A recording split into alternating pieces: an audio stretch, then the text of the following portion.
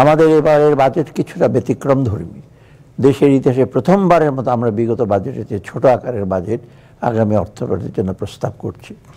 প্রবৃদ্ধি কেন্দ্রিক ধারণা থেকে সরে এসে আমরা চেষ্টা করেছি সামগ্রিক উন্নয়নের ধারণার জোর দিতে। তাই প্রথাগত ভৌত অবকাঠামোর তৈরির খতিয়ান তুলে ধরার পরিবর্তে আমরা এবারের বাজেটে প্রাধান্য দিয়েছি মানুষকে।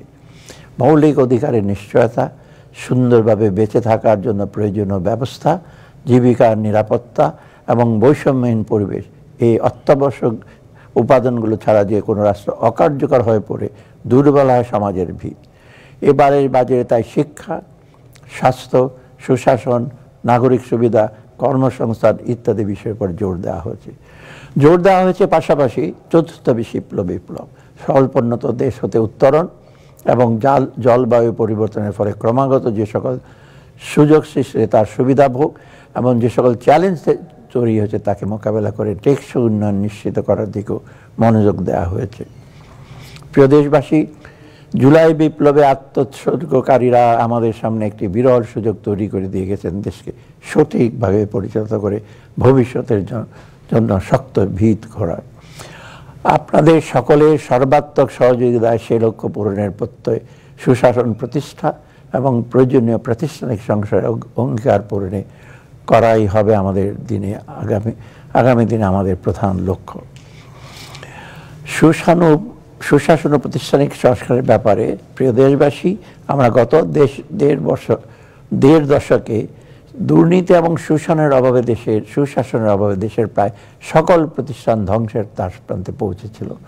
তাই দেশকে পুনরায় সঠিক পথে ফিরিয়ে আনতে সুশাসন প্রতিষ্ঠা এবং প্রাতিষ্ঠানিক সংস্কারে সর্বোচ্চ গুরুত্ব দেওয়া প্রয়োজন।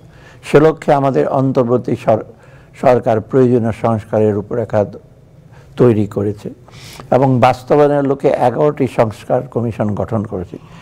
ইতিমধ্যে সবগুলো কমিশন তাদের প্রতিবেদন জমা দিয়েছে এবং এই কমিশনের কাজগুলো সমন্বয় করার জন্য এবং বাস্তবায়ন করার জন্য একটি ঐক্যমত্য কমিশন গঠন করে, যার নেতৃত্বে আছেন আমাদের মাননীয় প্রধান উপদেষ্টা। প্রিয় দেশবাসী, গণতান্ত্রিক শাসন ব্যবস্থার প্রতিষ্ঠা ও দুর্নীতি নির্মূলের লক্ষ্যে দুর্নীতি দমন কমিশন আইন 2004-এর সংশোধন কার্যক্রম চলমান রয়েছে। বিদেশে পাচারকৃত অর্থ ফেরত আনার বিষয়ে দুর্নীতি দমন সংক্রান্ত জাতিসংঘের কনভেনশন অনুযায়ী দুর্নীতি দমন কমিশন যথাযথভাবে কাজ করে যাচ্ছে। অন্তর্বর্তীকালীন সরকার কর্তৃক গঠিত দুদক সংস্কার কমিশন সম্প্রতি তাদের সুপারিশ প্রদান করেছে, যা যাচাইপূর্বক দ্রুত বাস্তবায়ন করা হবে। ভূমি আইন ও ভূমি ব্যবস্থাপনার সংস্কার করা হচ্ছে। এই ভূমি সংক্রান্ত মামলা নিষ্পত্তিতে ধীরগতি হ্রাসের উদ্যোগে গ্রহণ করা হয়েছে।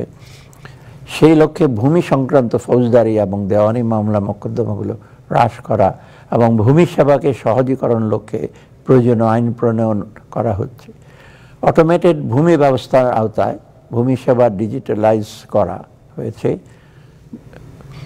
ভূমি প্রশাসন সকল সেবা পরিকাঠামোকে জনগণের নিকট পৌঁছে দেওয়ার লক্ষ্যে ভূমি ব্যবস্থাপনার অটোমেশন প্রকল্প দ্রুতগতিতে এগিয়ে নেওয়া হচ্ছে। For more updates, follow us on Facebook, subscribe our YouTube channel, get the latest update on www.daily-sun.com.